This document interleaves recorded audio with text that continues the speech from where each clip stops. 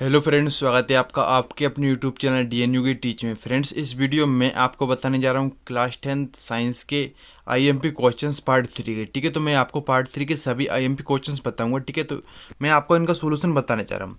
इससे पहले मैंने फ्रेंड्स पार्ट 1 और पार्ट 2 के आपके लिए आईएमपी क्वेश्चन इस चैनल पर डाल दिए हैं, तो आपने वही नहीं देखे हैं तो आप चैनल पर डायरेक्ट जाकर देख सकते हैं, या मैं उनकी लिंक वीडियो डिस्क्रिप्शन में दे दूँगा, आप वहाँ से भी उन क्वेश्चन को देख सकते हैं। तो फ्रेंड्स, तो हम देख लेते हैं क्लास 10 साइंस के आपके लिए पार्ट 3 के आईएमपी क्वेश्चंस। इससे पहले आप इस चैनल पर नए हो तो चैनल को सब्सक्राइब अवश्य कर लें, और सब्सक्राइब करने के बाद नोटिफिकेशन बेल को ऑल प्रेस कर लें, जिससे आपको आने वाली सभी लेटेस्ट वीडियो की अपडेट मिलती रहे।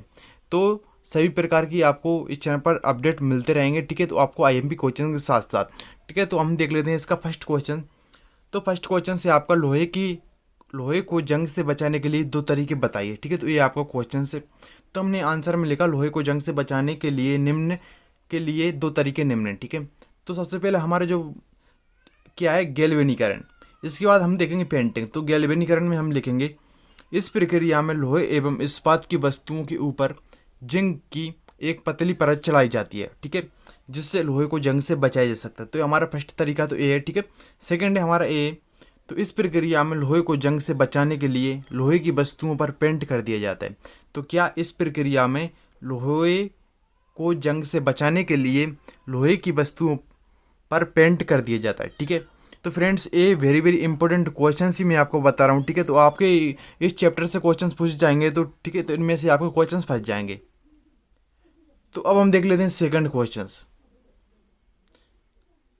सेकंड क्वेश्चन से आपका सोडियम को केरोसिन तेल में डुबोकर क्यों रखा जाता है। सोडियम को केरोसिन तेल में डुबोकर क्यों रखा जाता है। ठीक है, तो ये हम जान लेते हैं अभी। तो फ्रेंड्स, जो आपके यहाँ से जो क्वेश्चंस हैं, ठीक है, तो ये आपके ये क्वेश्चन से क्या कारण बताइए। ठीक है, आपको ये कारण बताइए, ये कारण दीजिए। ठीक है, तो ये वाले आपको क्वेश्चंस आपको यहाँ से स्टार्ट हो जाते हैं। ठीक है, तो अब हम आपको लिए यही बता रहा हूँ। ठीक है, तो इसका आपको सोडियम को केरोसिन तेल में डुबोकर क्यों रखा जाता है, तो ये आपका क्वेश्चन है। तो आंसर में लिखेंगे हम सोडियम सर्वाधिक क्रियाशील धातु है। सोडियम सर्वाधिक क्रियाशील धातु है। सोडियम सामान्य ताप पर भी वायु में घुली नमी तथा ऑक्सीजन के साथ तेजी से अभिक्रिया करती है और खुले में रखने पर आग पकड़ लेती है, किंतु यह केरोसिन तेल के साथ ना तो कोई अभिक्रिया करती है और ना ही इसमें घुलती है और ना ही यह वायु के संपर्क में आती है। इसलिए सोडियम को केरोसिन तेल में डुबोकर रखा जाता है। ठीक है, तो एक बार वो बता देता हूँ मैं आपको। सोडियम सर्वाधिक क्रियाशील धातु है। सोडियम सामान्य ताप पर भी वायु में घुली नमी तथा ऑक्सीजन के साथ तेजी से अभिक्रिया करती है। खुले में रखने पर आग पकड़ लेती है, किंतु यह केरोसिन तेल के साथ ना तो कोई, तो यहाँ पर जो बात आती है, ठीक है, तो इसी कारण जो है केरोसिन को तेल में डुबोकर रखा जाता है। केरोसिन तेल के साथ ना तो कोई अभिक्रिया करती है और ना ही इसमें घुलती है और ना ही ये वायु के संपर्क में आती है, इसलिए सोडियम को केरोसिन तेल में डुबोकर रखा जाता है। ठीक है, अब हम इसका सेकंड देख लेते हैं, तो कारण दीजिएगा। ठीक है, तो क्वेश्चन नंबर 3 है आपका ये। ठीक है, तो प्लेटिनम सोना एवं चांदी का उपयोग आभूषण बनाने के लिए किया जाता है। तो क्या है आपका, इस प्लेटिनम का उपयोग क्या, सोना और चांदी का उपयोग चांदी का उपयोग आभूषण बनाने के लिए किया जाता है, ये आपका क्वेश्चन है। ठीक है, तो हमने आंसर में लिखा, तो प्लेटिनम सोना एवं चांदी बहुत कम अभिक्रियाशील धातु हैं। तो प्लेटिनम सोना एवं चांदी बहुत कम अभिक्रियाशील धातु हैं, क्रिया करके संचारित भी नहीं होती हैं, उसकी चमक भी तेज होती है तथा ये आघात वर्धित तथा तन्य होती हैं।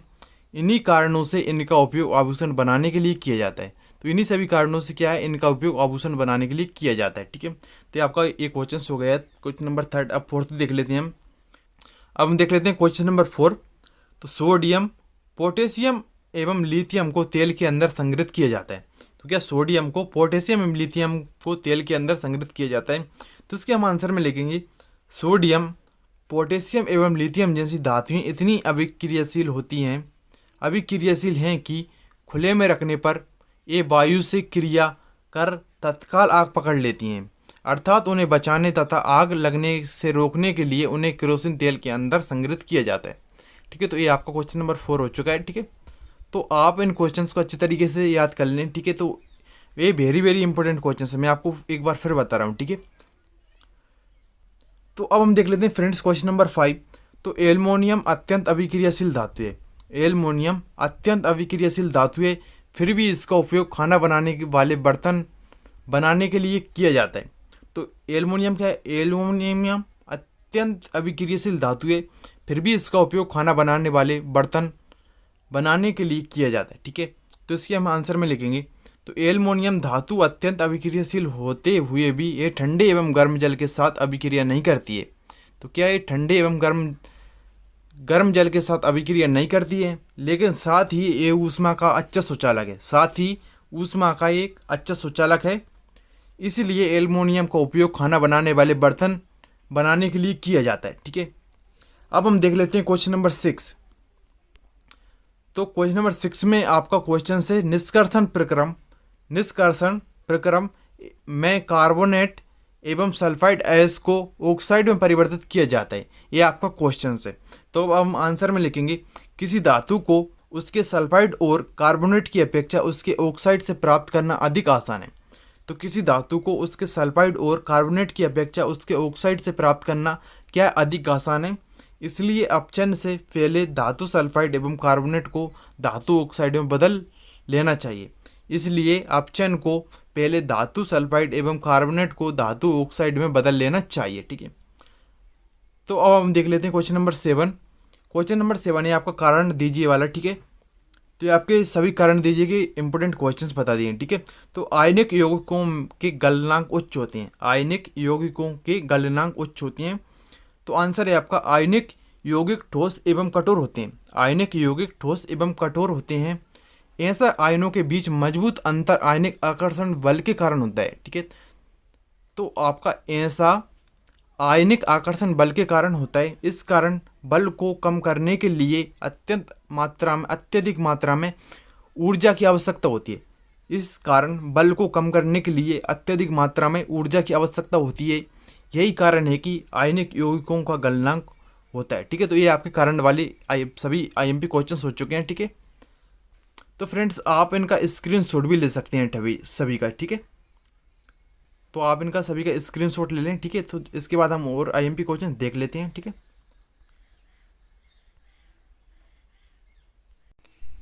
फ्रेंड्स हमारा नेक्स्ट क्वेश्चन है, धातुओं के भौतिक गुणधर्म बताइए। अथवा करके इस तरीके से क्वेश्चन पूछ लिया जाता है 5 नंबर में, धातुओं के कोई 5 गुणधर्म लिखी, ठीक है। तो हमने आंसर में लिखा धातुओं के भौतिक गुणधर्म निम्न है, ठीक है। इसके बाद हम नंबर 1 डाल के लिखा हमने, ठीक है। तो ये 5 भौतिक गुणधर्म पूछ रहा है, ठीक है। तो हमने फर्स्ट में लिखा पारा को छोड़कर अन्य सभी धातुएं सामान्य ताप पर ठोस अवस्था में होती हैं। पारा को छोड़कर अन्य सभी धातुएं सामान्य ताप पर ठोस अवस्था में होती हैं। सेकेंड है हमारा धातुओं की अपनी विशेष चमक होती है। धातुओं की अपनी विशेष चमक होती है। थर्ड है आपका ए आघात वर्ध तथा तन्य होती हैं। धातुएं क्या होती हैं? ए आघात वर्ध तथा तन्य होती हैं, ठीक है। आपका क्वेश्चन से अब ए ताप एवं विद्युत की सुचालक होती हैं। धातुएं क्या होती हैं? ए ताप एवं विद्युत की सुचालक होती हैं, ठीक है। हमारा अब 5 पॉइंट है 5। तो इसमें सोडियम को छोड़कर सोनारता होती है। इसमें सोडियम को छोड़कर सोनारता होती है, अधिक होता है, ठीक है। तो आपका 6 है सोडियम तथा पोटेशियम को छोड़कर अन्य सभी धातुएं सोडियम तथा पोटेशियम को छोड़कर अन्य सभी धातुएं में सामान्यतः कठोर होती हैं एवं इनके द्रव्य ये आपका इस तरीके से है। सोडियम तथा पोटेशियम को छोड़कर अन्य सभी धातुओं में सामान्यतः कठोर होती हैं एवं इनके द्रव्यनांक तथा क्वथनांक उच्च होते हैं। इनके इस तरीके से आपके द्रव्यनांक तथा क्वथनांक उच्च होते हैं, ठीक है। अब हम इसी तरीके से क्वेश्चन से ये धातुओं के लिए था, अभी अधातुओं के लिए क्वेश्चन से आपका, ठीक है। ठीक है, तो ये भी फ्रेंड्स बहुत इंपॉर्टेंट क्वेश्चन है आपका, ठीक है। ये दोनों वेरी वेरी इंपॉर्टेंट क्वेश्चन हैं, इससे पहले भी आ चुके हैं क्वेश्चन, ठीक है। तो अधातुओं के कोई 5 गुणधर्म लिखिए, ठीक है। तो हमने यहाँ पर आंसर में लिखा उसी तरीके से अधातुओं के 5 गुणधर्म निम्न है, ठीक है। तो हमने फर्स्ट पॉइंट डाल कर लिखा हमने, ठीक है। फर्स्ट पॉइंट है आपका अधातुएं आघात वर्ध तथा तन्य होती हैं। अधातुएं आघात वर्ध तथा तन्य होती हैं। नंबर 2 है आपका ग्रेफाइट को छोड़कर सभी धातुएं ऊष्मा एवं विद्युत की कुचालक होती है। ग्रेफाइट को छोड़कर सभी धातुओं ऊष्मा एवं विद्युत की सुचालक होती हैं। थर्ड पॉइंट है आपका अधातुएं विद्युत ऋणात्मक तत्व होती हैं। अधातुएं विद्युत ऋणात्मक तत्व होती हैं। फोर्थ है आपका अधातुएं ऑक्साइड बनाती हैं। अधातुएं ऑक्साइड बनाती हैं। फाइव है आपका सॉरी ये आपका थोड़ा मिस्टेक है, ठीक है। तो ये अधातुएं की जगह अधातुएं कर लें आप, ठीक है। अधातुएं हाइड्रोजन के साथ अभिक्रिया कर हाइड्राइड बनाती हैं।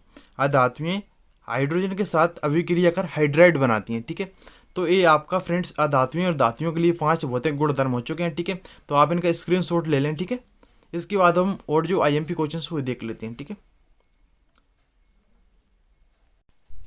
फ्रेंड्स। अब हम देख लेते हैं, ये भी वेरी वेरी आईएमपी क्वेश्चन है आपके, ठीक है। तो अयस्कों के सांद्रण की विद्युत चुम्बकीय पृथक्करण विधि का सचित्र वर्णन कीजिए। तो अयस्कों के सांद्रण की विद्युत चुम्बकीय पृथक्करण विधि का सचित्र वर्णन कीजिए। हमें चित्र के साथ इसका पूरे का वर्णन करना है, ठीक है। तो हमने आंसर में लिखा अयस्कों के सांद्रण की विद्युत चुम्बकीय पृथक्करण विधि, ठीक है। तो ये हमने हेडिंग डाल ली यहाँ पर, ठीक है। तो अब हम इसमें लिखेंगे चुम्बकीय प्रकृति के अयस्कों जैसे चुम्बकीय प्रवृत्ति के अयस्कों जैसे हेमेटाइट आदि का सांद्रण विद्युत चुम्बकीय पृथक्करण विधि से किया जाता है। चुम्बकीय प्रवृत्ति के अयस्कों जैसे हेमेटाइट आदि का सांद्रण विद्युत चुम्बकीय पृथक्करण विधि से किया जाता है। इस विधि में एक चमड़े की बेल्ट 2 रोलरों पर चलती है। इस विधि में एक चमड़े की बेल्ट 2 रोलरों पर चलती है, जिसमें एक विद्युत चुंबक होता है। पिसे हुई अयस्क को इस बेल्ट पर चलाया जाता है। पिसे हुई अयस्क को इस बेल्ट पर चलाया जाता है, जिससे विद्युत चुम्बकीय प्रकृति का अयस्क रोलर के पास गिरता है तथा चुंबकीय अशुद्धियां रोलर से दूर गिरती हैं। इस प्रकार अयस्कों का सांद्रण हो जाता है, ठीक है। तो इसमें फ्रेंड्स आपको ये बात अवश्य ध्यान रखना है, ठीक है। तो इसमें हमने सबसे पहले क्या है, चुंबकीय प्रकृति के अयस्कों जैसे हेमेटाइट आदि का सांद्रण विद्युत चुम्बकीय पृथक्करण विधि से किया जाता है। तो आप इस तरीके से क्वेश्चन को लिख सकते हैं। तो अयस्कों का सांद्रण विद्युत चुम्बकीय पृथक्करण विधि से किया जाता है। तो इस विधि में एक चमड़े का बेल्ट होता है जो 2 रोलरों पर चलता है, ठीक है। इस तरीके से आप इस क्वेश्चन को लिख सकते हैं, जिसमें एक विद्युत चुम्बक का होता है, ठीक है। तो पिसी हुई अयस्क को इस बेल्ट पर चलाया जाता है या डाला जाता है, आप इस तरीके से भी लिख सकते हैं इसको, डाला जाता है, जिससे विद्युत चुम्बकीय प्रकृति का अयस्क रोलर के पास गिरता है तथा अशुद्धियां दूर गिर जाती हैं, ठीक है। इस प्रकार अयस्कों का सांद्रण हो जाता है। तो आप इतनी बात भी लिख सकते हैं इस क्वेश्चन में, ठीक है। इस तरीके से आप इस क्वेश्चन को लिख सकते हैं। तो फ्रेंड्स ये इसका डायग्राम है, आप इस तरीके से देख सकते हैं इसको, ठीक है। ये आपका पूरा डायग्राम है इसका, ठीक है। तो आप इसका स्क्रीनशॉट ले सकते हैं पूरे का, ठीक है। ठीक है, तो अब हम इसी में देख लेते हैं, ठीक है। तो आपके 2 क्वेश्चन साथ में ही पूछे जाते थे पहले, ठीक है। तो अब क्वेश्चन से आपका अयस्कों के सांद्रण की फैन उत्प्लावन विधि का सचित्र वर्णन कीजिए। ये आपका क्वेश्चन इस तरीके से हो सकता है। ये क्वेश्चन इस तरीके से हो सकता है, अयस्कों के सांद्रण की झाग भी आ सकता है, फैन भी आ सकता है, ठीक है। झाग उत्प्लावन विधि का सचित्र वर्णन कीजिए। तो इसका भी हमें चित्र के साथ वर्णन करना है, ठीक है। तो हमने आंसर में लिखा सल्फाइड अयस्क का सांद्रण फैन उत्प्लावन विधि से किया जाता है यार, ठीक है। तो आप झाग भी लिख सकते हैं, झाग उत्प्लावन विधि से किया जाता है। इस विधि में बारीक पिसी हुई अयस्क को जल एवं तारपीन अथवा चीड़ के तेल के साथ एक बड़े टैंक के अंदर मिलाया जाता है। पिसी हुई अयस्क को जल एवं तारपीन अथवा चीड़ के तेल के साथ एक बड़े टैंक के अंदर मिलाया जाता है। इस मिश्रण में तेजी से वायु प्रवाहित की जाती है, जिससे बुलबुले निकलते हैं। शुद्ध सल्फाइड अयस्क के कारण तेल के कणों से मिलकर झाग बनाते हैं या फैन बनाते हैं, जो जल की सतह पर तैरने लगते हैं तथा अशुद्धियां नीचे बैठ जाती हैं। इन झागों को पृथक कर लिया जाता है। इस प्रकार अयस्क का सांद्रण हो जाता है, ठीक है। तो मैं आपको एक बार और बता दूं ये सभी, ठीक है। तो फ्रेंड्स आपका क्वेश्चन क्या था, अयस्कों के सांद्रण की फैन या झाग उत्प्लावन विधि का सचित्र वर्णन कीजिए, ठीक है। तो आंसर में हमने ये लिखा सल्फाइड अयस्क का सांद्रण फैन उत्प्लावन विधि से किया जाता है या झाग उत्प्लावन विधि से किया जाता है। तो इस विधि में बारीक पिसी हुई अयस्क को जल एवं तारपीन अथवा चीड़ के तेल के साथ एक बड़े टैंक के अंदर मिलाया जाता है। तो जल एवं तारपीन अथवा चीड़ के तेल के साथ एक बड़े टैंक के अंदर मिलाया जाता है। इस मिश्रण में तेजी से वायु प्रवाहित की जाती है, जिससे बुलबुले निकलते हैं। शुद्ध सल्फाइड अयस्क के कण होते हैं वो क्या, तेल के कणों से मिलकर झाग बनाते हैं जो जल की सतह पर तैरने लगते हैं तथा अशुद्धियाँ नीचे बैठ जाती हैं। इन झागों को पृथक कर लिया जाता है। इस प्रकार हमारा शुद्ध जो है अयस्क का संतरण हो जाता है। ठीक है, तो फ्रेंड्स ये इसका डायग्राम है। ठीक है, तो ये आप डायग्राम का पूरा स्क्रीनशॉट ले सकते हैं। ठीक है,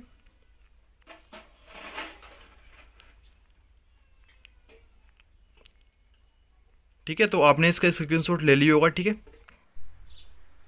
फ्रेंड्स, तो मैंने आपको इस पार्ट के सभी आईएमपी क्वेश्चंस बता दिए हैं। ठीक है, तो फ्रेंड्स आपके इस पार्ट में से एक या दो क्वेश्चंस बच रहे हैं, इसके लिए मैं आपको अलग से वीडियो बना के अपलोड कर दूंगा। ठीक है, तो फ्रेंड्स आपको ये वीडियो पसंद आती हो तो इस वीडियो को लाइक अवश्य कर दें और इस चैनल को सब्सक्राइब करना ना भूलें और सब्सक्राइब करने के बाद नोटिफिकेशन बेल को ऑल प्रेस कर लें जिससे आपको आने वाली सभी इंपॉर्टेंट वीडियो को नोटिफिकेशन मिल सके।